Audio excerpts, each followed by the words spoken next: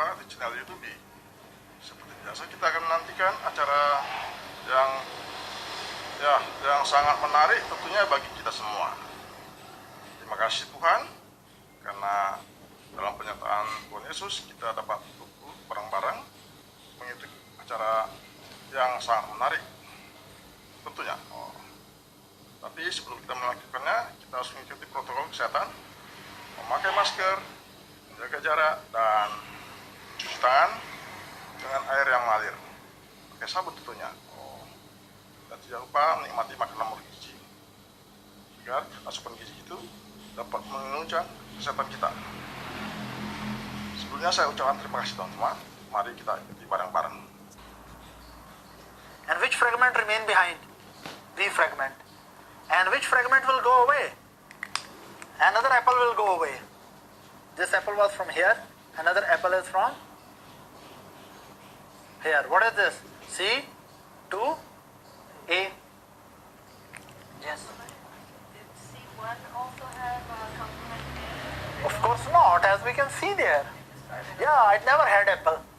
It never had apple, it's not going to lose it. So her question was that, will C1 break into A and B fragments? Answer is no. C1 just touch the active antigen antibody complex and becomes activated. And once it is activated, it produces the hydrolysis of C4 and then C2. So C4 break down to A and B component, B remain bound, A diffuses away. A diffuses away, A from away, going away, right? Then C4B will activate C2B. And when both of them are activated, C2 will break down also into A for away, A for apple, A for away, and C2B will be bound. Is that right? Any question here? Now, these two babies become naughty. They become active. They're very happy. You know, one baby is okay, but if two babies are together... Sebelum barangnya diambil harus dibayar dulu, Pak. Okay, but if two babies are together, mothers know what will happen. This complex is very active. They plan to activate one more molecule, which is the real central molecule of complement system. That is C3. Now there's a term for the C3. So another baby is coming there. And this baby will be activated by the C3. And it will also lose its apple.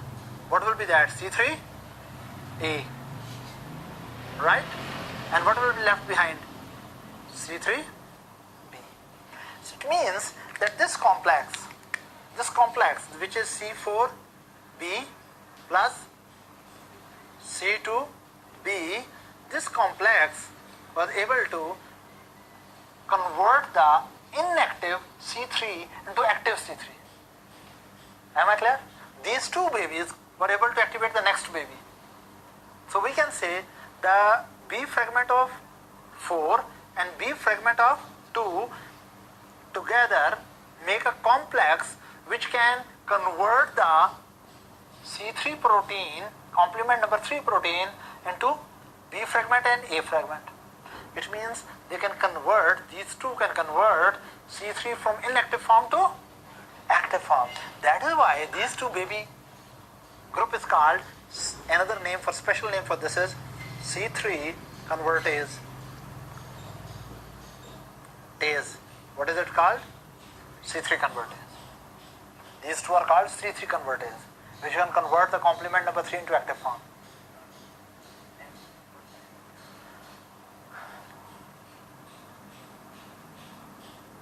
Okay, someone find the mistake in my spellings.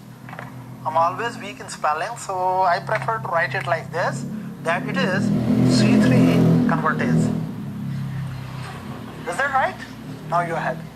Fine? So this is C3 convertase, these two. Now, how many baby together? This was 1. How many B component? C4B, C2B, and now one B more is added. What is that? C3B. Now look, these three are more naughty. Now they become all of them together. You get it? All of them now, there is not the problem produced by 2 babies. How many babies? 3 babies. Right? And this is baby business. They will activate one more baby. How many babies have gone? 1, 2, 3, 4. What is left now? 5, of course. Usually 5 is after the 4, isn't it? So 5. Now, which protein will come into action? Complement number 5. So, all these 3 together now activate, wake up the protein number 5. Please be active. There is something bacteria here, right? And now,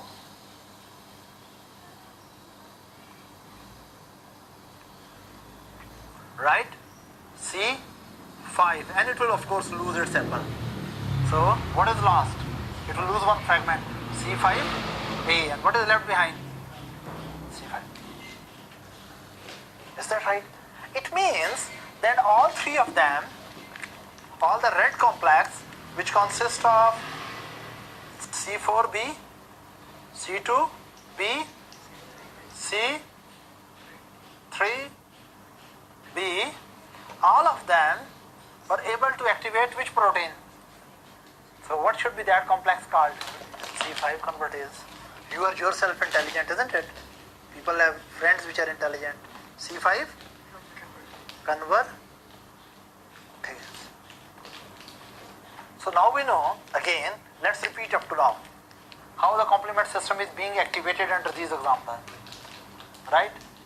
That there were bacteria here, and this bacteria have been in our body for significant time, so that this bacterium has activated the immune system. And immune system has provided the antibodies against this bacterial antigen. If these antibodies belongs to IgG group or IgM group, as soon as this antibody will complex with the antigen, especially if IgM as a singlet or IgG as a doublet, single molecule of IgM or double molecule of IgG, especially IgG 1, 2 and 3. IgG has 4 subclasses. So 1, 2 and 3, they can activate the complement. IgG subclass 4 cannot. But anyway, if IgG or IgM bind over here, the tail portion of the antibody, which is called Fc portion of the antibody, it undergoes transformational change. And during this, the molecule exposes the active part, which is able to interact with C1. As soon as C1 interacts with the antigen antibody complex, C1 becomes active, but it does not fragment. C1 does not break down into A and B. C1 is not a baby, right? And it does not have an apple. Okay, let's change its face so that you remember it is not a baby.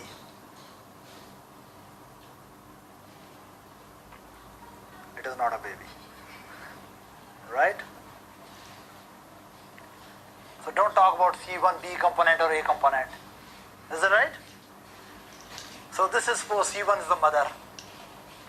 As soon as mother is activated by antigen antibody complexes, C1, babies will be activated in series. It's too logical to understand, right? Baby number 4 is activated first. Then it activates the baby number 2. So in this way, their apples are lost. So what we can say that C4 break down into A and B component, B remain bound with the initial complex and A component, apple components go away. Then C2 also break down into A and B, A moves away, B remains there. When C4B and C2B make a complex, they convert into a special proteolytic enzyme complex which is called C3 convertase, which can convert the C3, called the baby number 3, and activate that.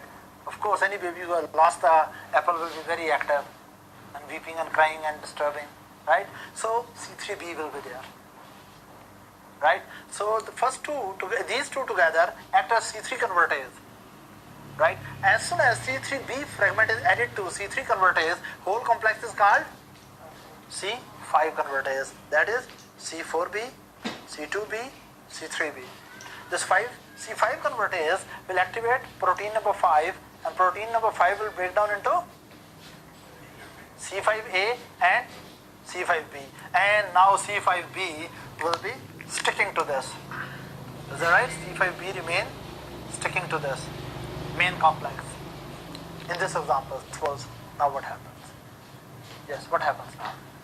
Actually, now this whole complex can do a very, very dangerous thing to bacterium. Don't forget bacterium. All these babies and their friends are coming to destroy the bacteria. They are not just playing a game for you. They are going to destroy bacteria. And now the real action will start. C5b opens a special pocket here. And who binds here? Yes. C6 and C7. And then with them who binds? C8 and then C9. You know the counting, isn't it? So C5b will activate C6, 7, 8, 9. All this complex, now it is very important to understand, all this complex, right? This complex, what is that? C5, B, C6, C7. First of all, these two bind with C5, and then what bind? C8 and C9. Let me tell you what are these proteins. Actually, these are special type of proteins which have a shape like this. These are peptide molecules. These are special type of peptide molecule. These are very, very dangerous. You know, they are making a unity and then they become fight against it. All of them will make a circle. How they will make a circle? Look at it.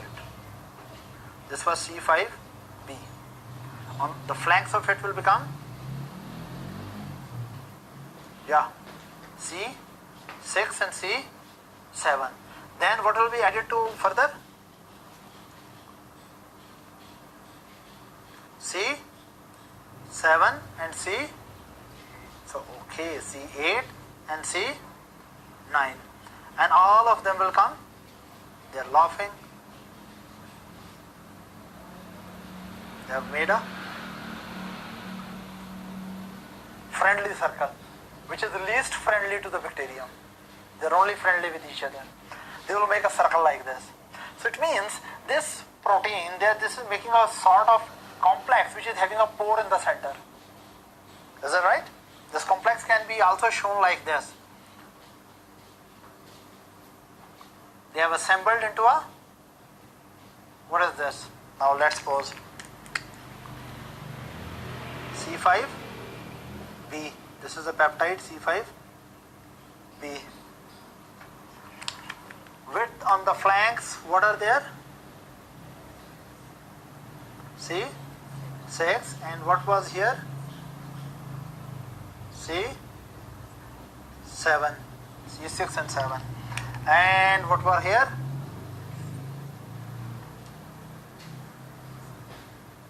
Yeah, C8 and 9. All these proteins assemble together and make a special type of membrane protein complex which have a central pore. And this will simply detach from here and fall on the bacterial surface. And when it will fall on the bacterial surface, what do you think? If on a simple membrane we put a very strong acid, what will happen to that? It will produce a hole. In the same way, this will fall on that and it will dissolve here like this.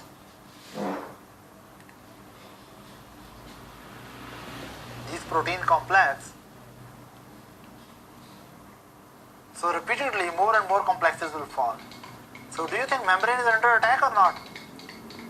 It is just like you are drilling holes in the membrane of the bacteria. Do you think bacteria will be very happy with this thing? It is just like putting a drill machine. Grrr, grrr, grrr. Will it just survive longer? Same is true about bacteria. These biological molecules which are generated by activation of complement, especially C5b, 6, 7, 8, 9, these are very naughty, they circularize and then attack the membrane.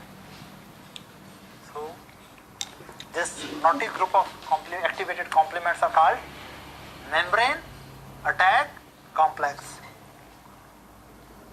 So the whole purpose of all this activation was to produce membrane attacks complexes. And these events, before that, these events are called early events or early steps in complement activation, and these are called terminal events or late events in activation of complement. Is that right? The purpose of whole this game was that we could produce membrane attack complex. What is membrane attack complex? This consists of the last components of the complement activation system, C5b, 6, 7, 8, 9, and they make pores, and they don't digest the membrane enzymatically. No, they don't do enzymatic damage to the membrane. They simply these circularize and mechanically they dissolve into lipid membrane of the bacteria, and then they produce,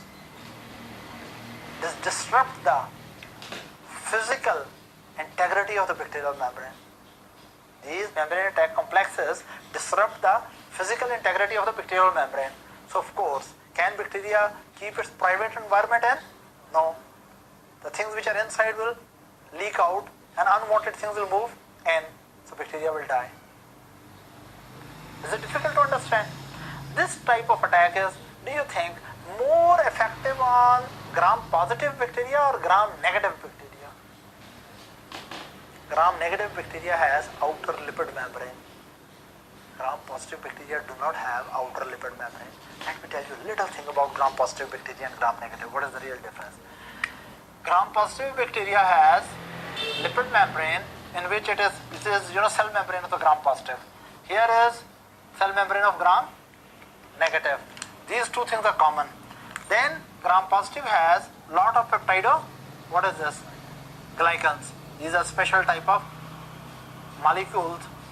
They make a very thick layer, peptide molecule cross-linked by glycan units. So this is gram-positive. Gram-negative has a very thin peptidoglycan, and for their special function, they are having outer additional lipid membrane. This is gram-negative. This is gram-negative. And here it is gram-positive bacterium. What do you think? Membrane attack complex will more effectively attack the gram-positive membrane or gram-negative membrane? Where membrane is more accessible? Look, if I keep my hand too much exposed, chances of being attacked are more. The best way to confirm is walk on the road, very busy road like this. Is that right? Is that right? But if you keep it like this, less chances to be attacked. Gram-positive has membrane only inside. Gram-negative has a membrane outside as well. So, membrane attack complex can more effectively destroy gram-negative bacteria and less effectively going and destroying gram-positive. Now you may be thinking, why I am highlighting this thing? Because in some inherited disorders, you don't have these proteins. And the people who do not have enough complement proteins which play a role in the last part of the complement system. For example, if Mr. Abdul does not have C5b or 6, 7, 8, 9 or any one of them is deficient, especially C6, 7, 8, 9, we call them terminal components of the complement system. If he has deficiency of this, problem will be mainly with gram-positive or gram-negative handling. Gram-negative. So gram-negative bacteria will attack him more. So Mr. Abdul will suffer especially with some special bacteria. Right? For example, Mr. Abdul and Mr. Ehsan, they are having the same activities and both are getting the gram-negative bacteria, but Mr. Abdul has less these components, so he will suffer with gram-negative bacteria more. Who will suffer? Abdul or Ehsan? Abdul. And you know which special type of gram-negative? You really want to know? There's a very special type of gram-negative which specially attack those people very severely who do not have these components. We don't know why especially those gram-negative are too much active in these people. You can guess about Mr. Abdul. Even though the activities of Abdul and activity of Ehsan are same, but same bacteria are being exposed to both of them. but he has more chances to suffer with recurrent infections of those bacteria, right? Abdul has more chances because he has less these component and he has less chances. Of course, bacteria are gram negative, but a very special group of gram negative. Yeah, you know gonorrhea, gonococci. You don't know the gonococci. You know gonorrhea infection, sexually transmitted bacteria, gonorrhea or gonorrhea, whatever you call it. But these gonococci or gonococci, whatever you love to call them, right? And plus meningococci. Gonococcal infections and meningococcal infections are especially more severe and more recurrent in the patient who have deficiency of terminal components. Is that right? Am I clear to you? Right? So gonococci and meningococci as a group are called Neisseria. They are called Neisseria. The spellings are like this. Neisseria group of bacteria. Some people lied. I suppose it is right, but anyway, you understand even if it's not right. Is that right?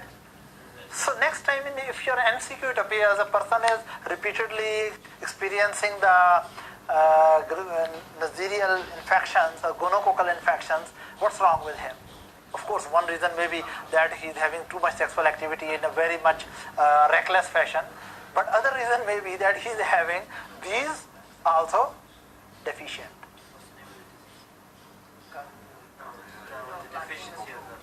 We don't, thank God, no doctor put a special name to the disease of this condition. They just say the people who have deficiency of terminal components of the complement protein, they are more vulnerable to the gram-negative bacterial infection, more specifically about Neisseria bacteria. Of course, there are two groups, gonorrhea and gonococci and meningococci. Is that right? Am I clear? But gram-positive bacteria, they handle well. You want to know why? It means killing in gram-positive bacteria through the complement system may not be requiring this thing, even remaining this component up to this can manage the gram-positive. Should I tell you how? Okay. Actually, there is one more function of complement system. Up to now, I just told you that complement system in this given